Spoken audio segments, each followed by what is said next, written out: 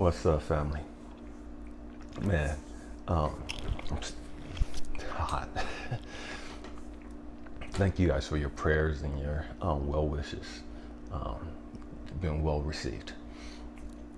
I still don't have the energy and stamina that I need, that I used to have.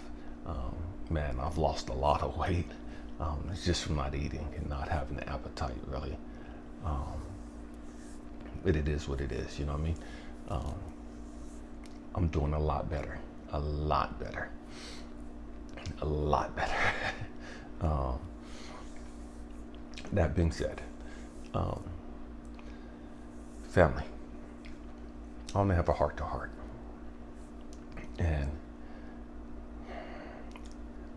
I don't even know how to share this. I'm just going to let it go and let it flow. You know what I mean? As a little kid, I was in my room interceding and just crying out to God. And asking God, man, let me be a martyr. Let me show you how much I love you. Let me show you how much I'm committed to you. This is me as a 6-year-old kid praying and crying out to God, asking God, could I die for him?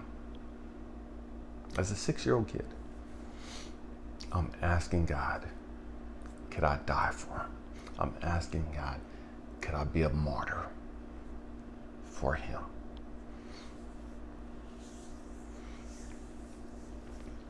And it's crazy because right after that, I was molested.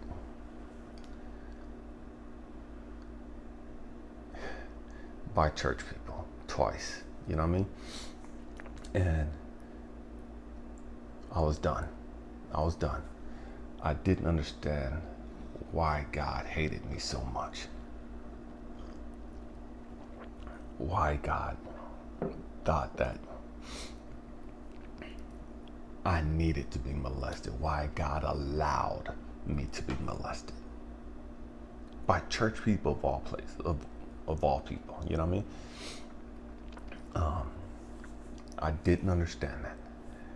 As a 6-year-old kid, the way I processed that, and again, understand that this is 1976. In the black community, we didn't talk about those things at all. We still don't talk about those things for the most part in the black community. Talking about being molested and all that, especially by church people at church, oh, that's taboo. That's Bible 101. No, you don't do that. You know what I mean? No. And we got to get up.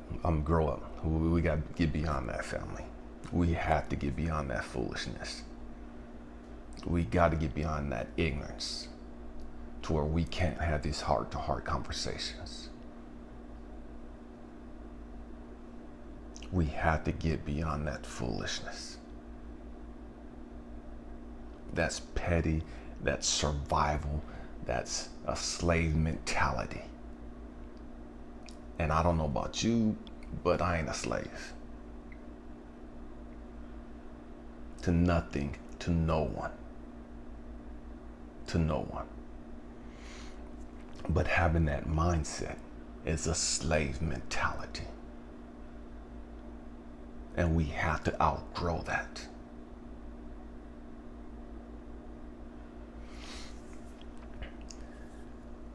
I became so bitter, so angry at God, at church people, because of what transpired. All I wanted to do was show God how much I loved him. I was willing to go anywhere, preach, teach, say what you want me to say, do whatever you want me to do. I was willing to die for God. And he allowed me to get molested. Not once, but twice. And I was done. As I grew older, and I was talking to God about it one day, and I was trying to get some clarification, some understanding. I was trying to understand what in the world happened. Where did everything go wrong? How did I go from being this loving, caring, compassionate kid who's willing to do anything for God to being this angry, bitter victim who's ready to blow up the whole world, who's ready to kill anything, everything, who hates, who doesn't trust anyone? It's as though my whole world completely flipped upside down. It's as though one day I was one way and the next day I became the Antichrist, you know what I mean? The complete opposite of everything that I've always believed in.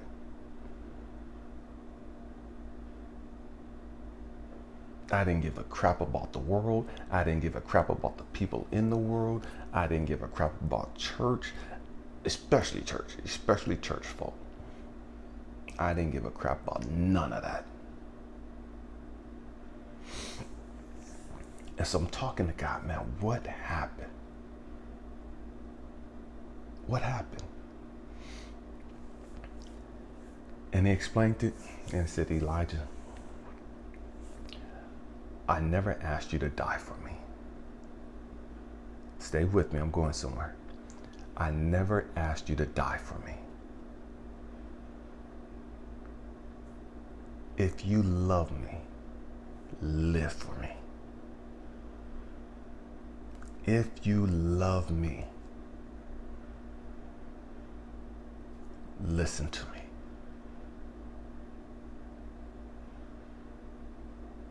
If you love me.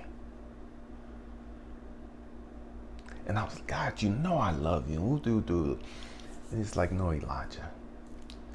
With your mouth, you say you love me. But in your heart, in your mind, you think I'm the problem. You think I'm the world's biggest problem. And it's like, God, I don't think that. And I'm arguing with God. It's like, God, I don't think that at all. You know, God, I love you. I just don't understand what's going on. What transpired? God, I don't understand. If you're so loving, if you're so, and here's the key. I'm asking God if he's so loving. If he's all knowing. If he's all powerful. If he's omniscient. Means everywhere at all times. I don't even believe that anymore. So I got to put the word if in front of it. Because in my mind, if God was so loving, man, my mom didn't have to die the way she died. She shouldn't have had to die the way she died. If God was so loving, if God was so powerful, he could have stopped my father from murdering her. If God was everywhere all the time, he heard me and my mom's screams and didn't do anything about it. So as a 6-year-old kid, that showed me, that told me that God didn't give a crap about me, that God didn't love me, that God didn't value me, that God didn't want a relationship with me, that I wasn't worthy. That's what that told me as a 6-year-old kid. That I wasn't worthy. I wasn't worthy of love. I wasn't worthy of being protected. I wasn't worthy of being cared for. That's what I got from that. And that's what I believed.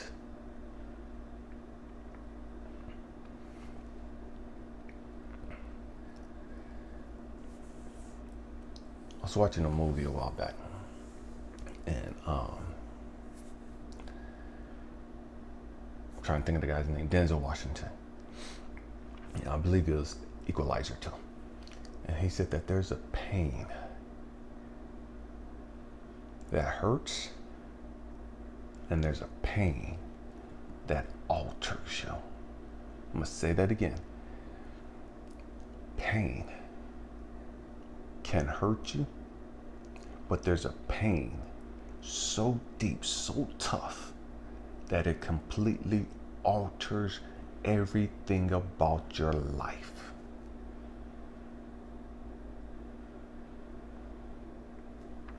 Seeing my mom murdered, being molested,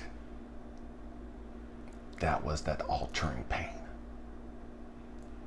That was the pain that it went beyond hurt. It altered my life.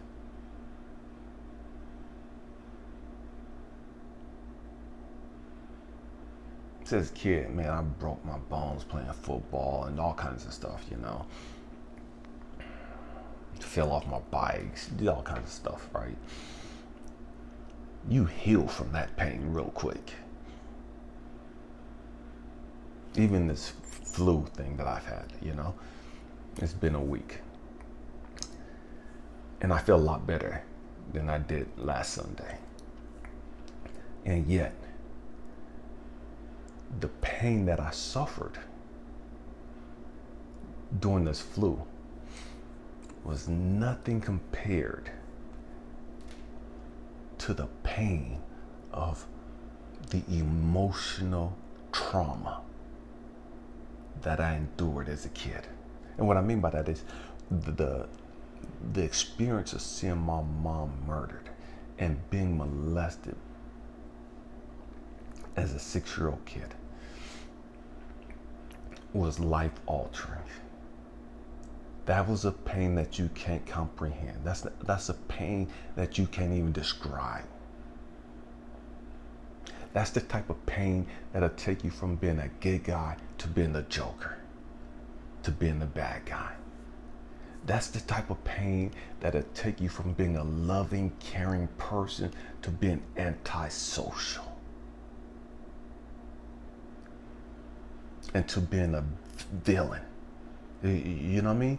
To being destructive. That's the type of pain that I'm talking about.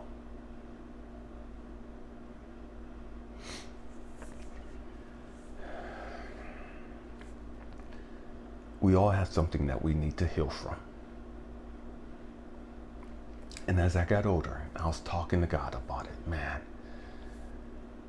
why? Why?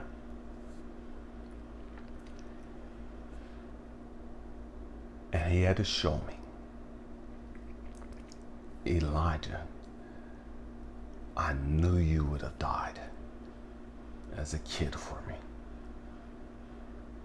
Elijah, your love for me has not changed. Through all the hell that you've gone through, the love has not changed. Stay with me, I'm going somewhere. And I'm like, what the heck are you talking about, man? I was like, I thought I loved God. I was like, I'm done with God. I'm done with church. I'm done. And he's like, Elijah, I never asked you to be involved with church. I don't want church. I don't want religion. I want relationships. I'm going to say that again. I had to hear God tell me he didn't want religion. He's never asked for religion. He never asked for church. He asked for relationships. And there's a difference. There is a huge difference. Stay with me, I'm going somewhere. Family, God showed me that even through all the hell that I went through, we're talking about love, I still loved God. I couldn't see the love. I couldn't feel the love. I didn't even know it was there.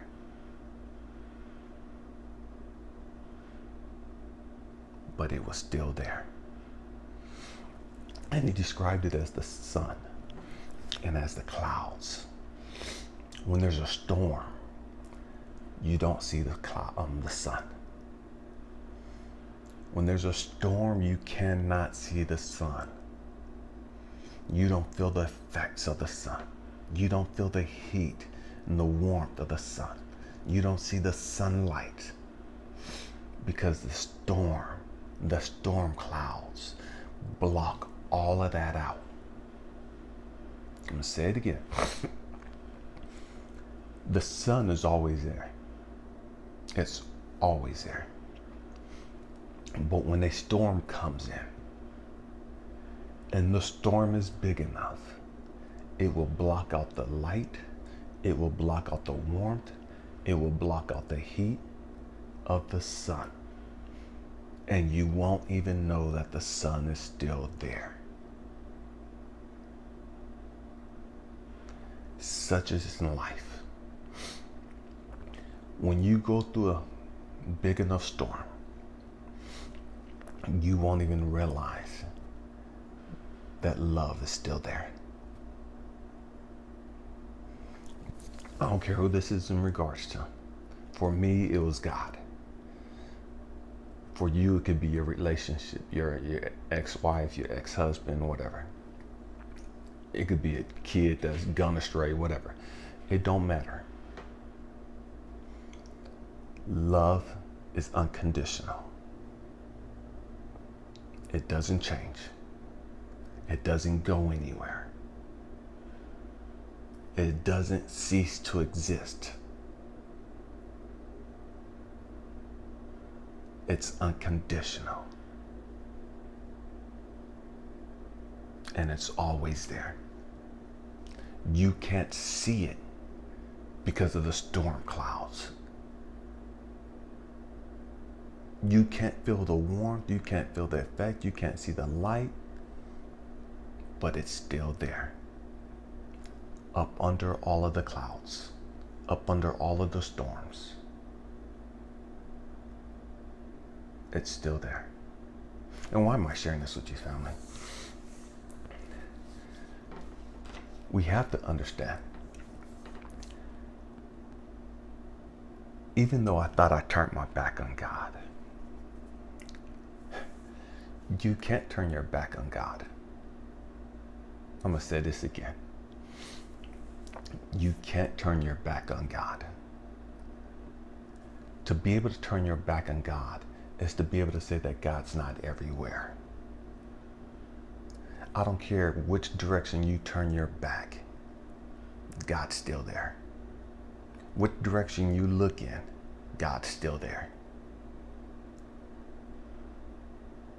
God is still there.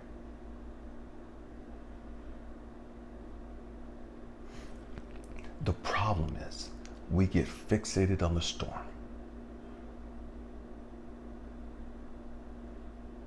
We get fixated on the storm. And we forget about the love. We get fixated on the storm. And we forget about why we're here.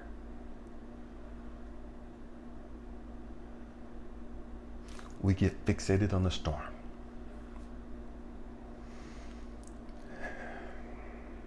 And we let go of our connection with God.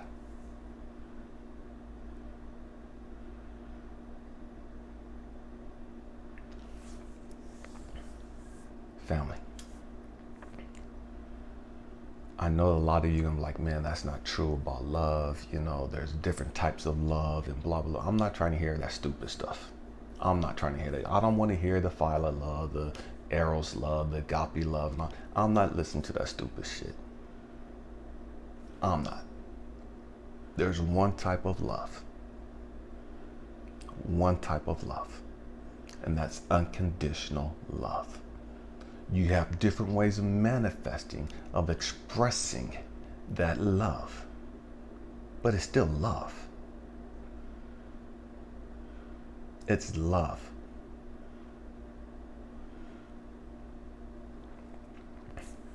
We have to grow up. We get so spiritual and so smart, so intelligent for our own good. You know what I mean? And it's like,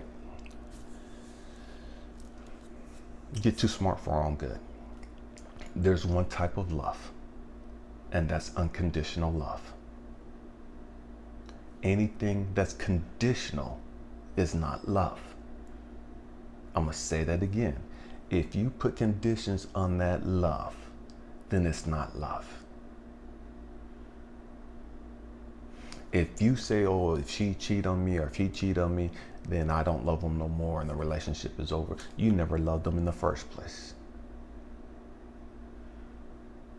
If you say because he hit you or whatever the case may be, you don't love him anymore, you never loved them in the first place. Because he won't buy you something or she won't buy you something, now you don't love them anymore, or whatever happened and now you guys are falling out and you guys don't love each other anymore. You never loved them in the first place. Either you never loved them in the first place, or you're distracted by the storms and you don't even realize that the love is still there. Because when you truly, genuinely, unconditionally love someone, no matter what happens, love is always there. And it will always be there. Nothing can separate you from that love. Nothing. It don't matter what they do. And I understand healthy boundaries and all that other stuff. That's not what we're talking about. You can cut off a relationship with somebody and still love them and still not want anything to do with them. And still love them.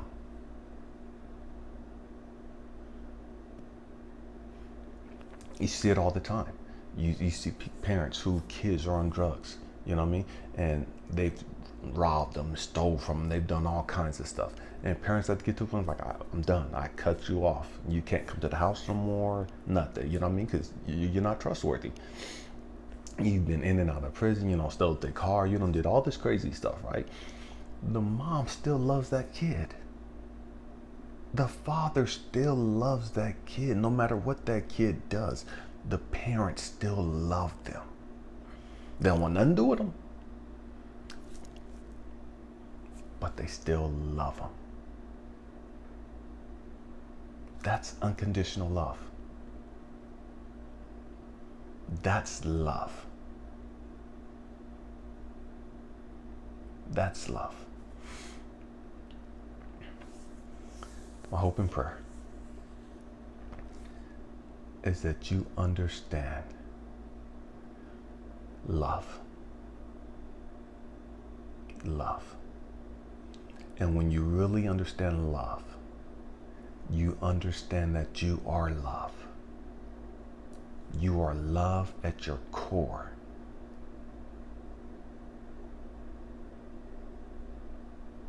You may not have always lived like it. You may not have always thought like it. But at your core, you're love. You always have been. Always will be. Love. Happy healing. I love you guys. Peace.